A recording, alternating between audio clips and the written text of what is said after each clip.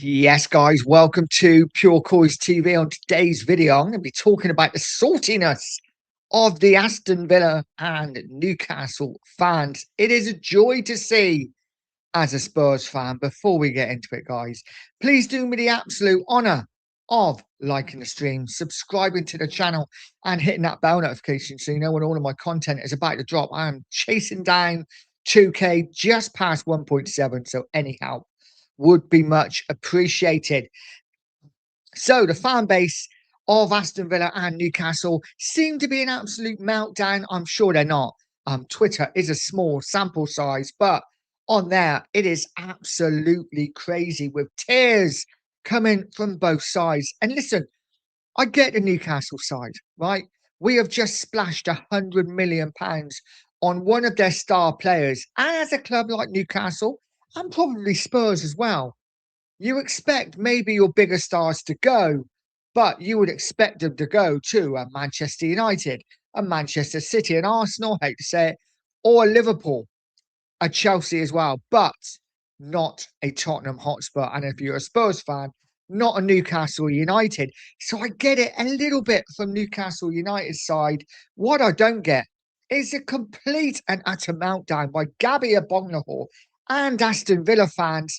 Not all of them. I know a few of them, absolutely lovely guys. But some of the Aston Villa fan base, an absolute meltdown that Spurs, oh my God, are spending money. We will get into it, guys. For me, it's quite simple, right?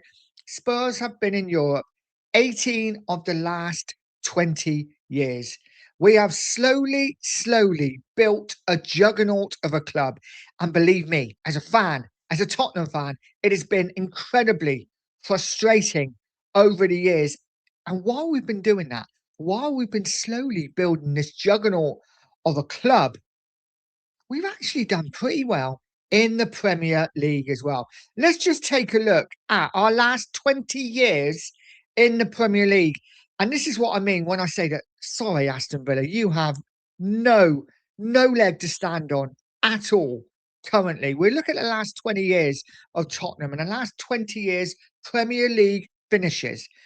And if you look at it now, an 11th in 07-08, other than that, we have to go down to the last 2 years when we had two 17th place finishes.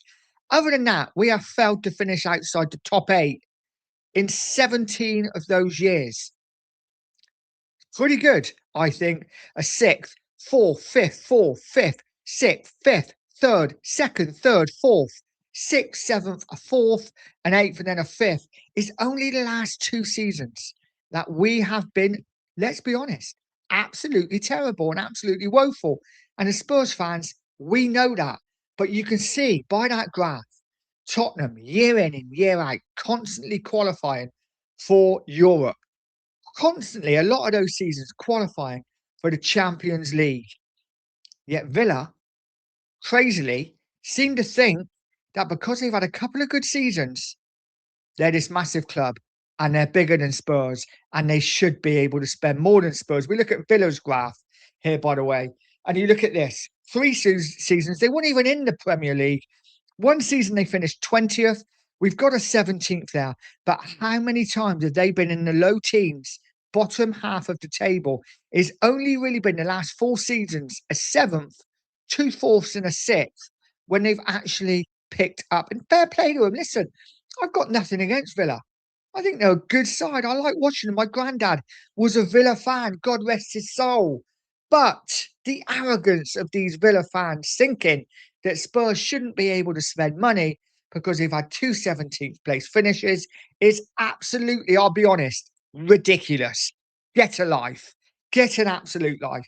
And I will finish it. And we're going to Newcastle as well because some of their fans have been salty. Again, 2 seasons, not even in the Premier League. But if you look at this, they've actually done better than Villa. It's only last season when they finished 12th.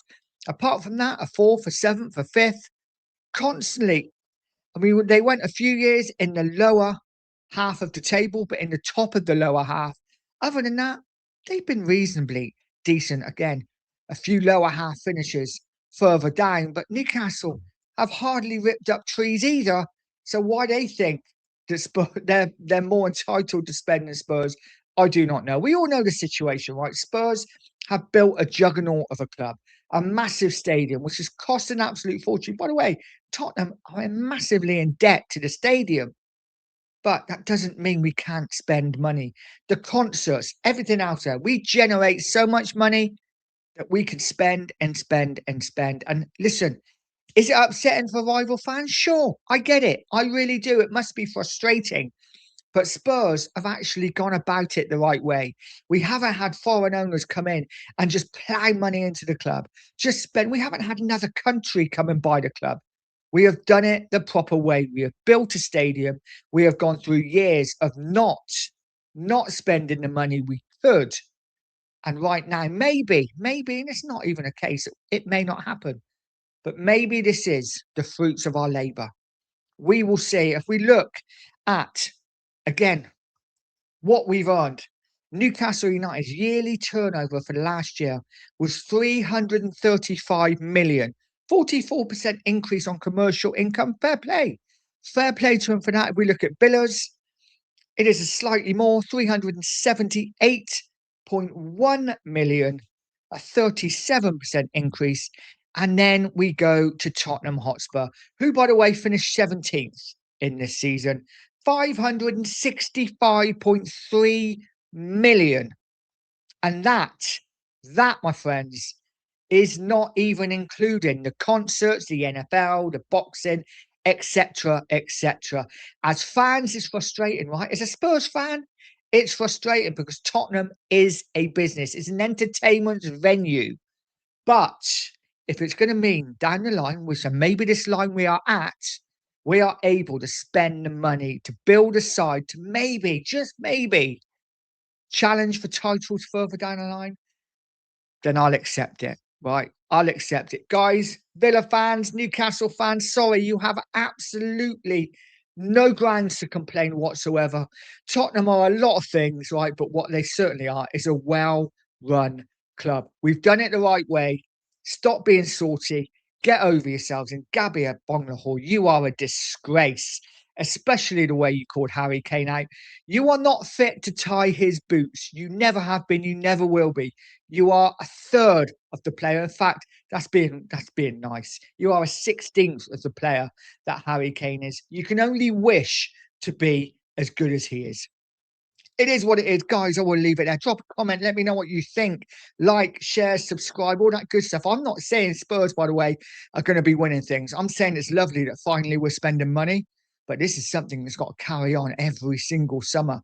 And if you're moaning now, Villa fans and Newcastle fans, if we do carry on, which we hope we do, as Spurs fans, you're in for a tough time. It is what it is, guys. As I've said, smash a like, hit the subscribe, all that good stuff. Have a great day. And as always, come on, you Spurs.